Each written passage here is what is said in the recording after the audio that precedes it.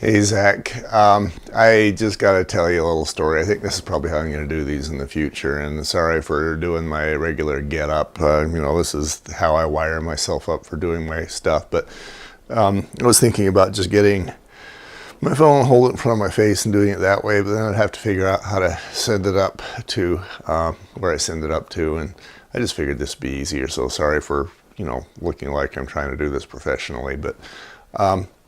So yesterday we did something for the first time, and I guess I'm going to back up a little bit, just barely. I've always been. I started off with you, of course, when you were just barely old enough to say "come," and we'd go over to the playground and you'd say "come," and it was kind of a whisper sound. And you'd kind of lean towards me and do this, and I knew that you wanted me to follow you up on the playground equipment. And that was when the whole me and you Tuesday thing began. Then we added Link, and then finally Tara, and Tara was cute the way she did it, because she would go grab the car seat and go sit in it like she was ready for me to take her. She wanted whatever you and your little brother were doing. So then it was Tara 2, and that was 3, and sometimes that was a little bit difficult, but then it was Titan, and Titan wasn't too far behind Tara, but I tried a couple of times, and 4 munchkins is too much, and especially when 2 of them are as little as you are now. You're 8 and your brother and sister are 6 and 4. And then having a couple of 3 or 4 year olds was just difficult. So just recently, you actually suggested that we go 2 and 2, where I take you and your brother 1 week, and then Tara and Titan the next week. And so we actually did it. Nobody likes their off week at all, but especially Tara. She had a problem, and your mom had to settle her down by basically saying, okay, we're going to go find Titan and we'll play today. And then she was okay with that. But so, where it's you and Lincoln, now we can do more boy stuff that takes, a little bit more close attention. So what we did, well, it was yesterday. And by the way, our day just changed. It had been years on Tuesday, and now it's on Wednesday, because now you're old enough to go to Boy Scouts.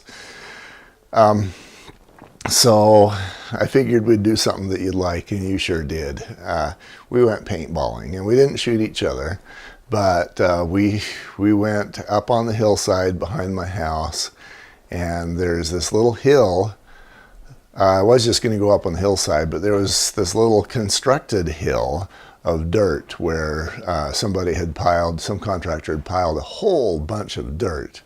I'm going to say it's probably, 30, it seems like 40 feet high. It just seems like it's so far up there. And then they've come back when they needed dirt and dug dirt out the bottom. So of course, dirt falls from the top. And so now we've got this sharp cliff there. And so you guys looked at that and you said, no, we don't want to go up there. And we were on my side-by-side.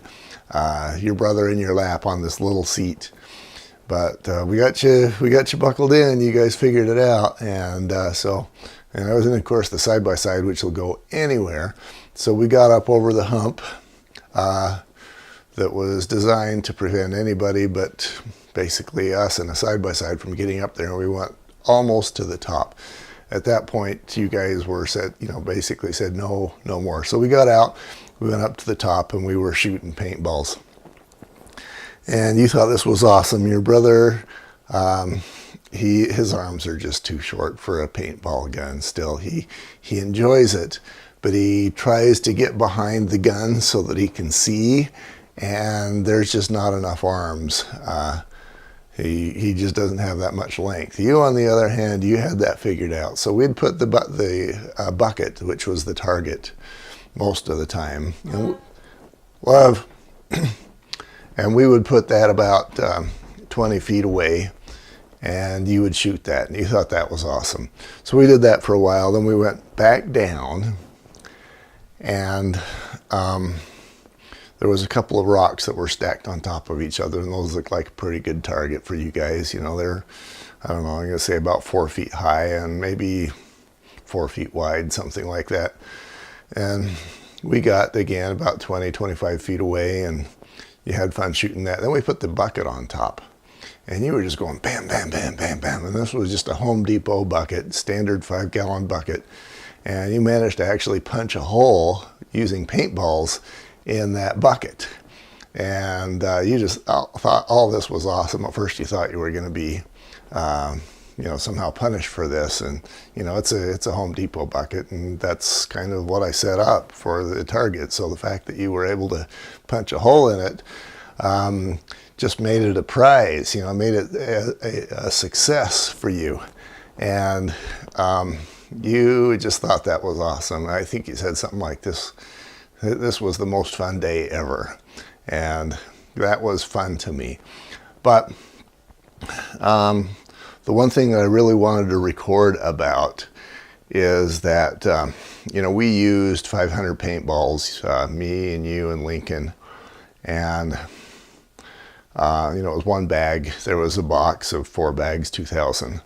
And here you are, you're 8 years old, you're in 3rd grade, and you're a pretty good reader. Math is still something you're working on, but I told you that we had this, I had another box that had other bags, a total of 4 bags of 500 paintballs each. And just like that, you said, there's 2,000? I thought, wow, you know, this kid's got the math. He can multiply and get 2,000. And I'm pretty sure when I was in 3rd grade, I think I learned my times tables in 4th grade. So, you know, I thought, hey, this kid's a genius. And you are. You've showed that in a number of ways to me. I know your future, and you've got a huge future. And whether I'm alive or not, I'll be helping you reach that future. And I just have to tell you, Zach, your gifts, your talents, who you are, don't underestimate it. It will all come to you in time. And I love you, and I'm proud of who I see. And I just wanted to tell you that.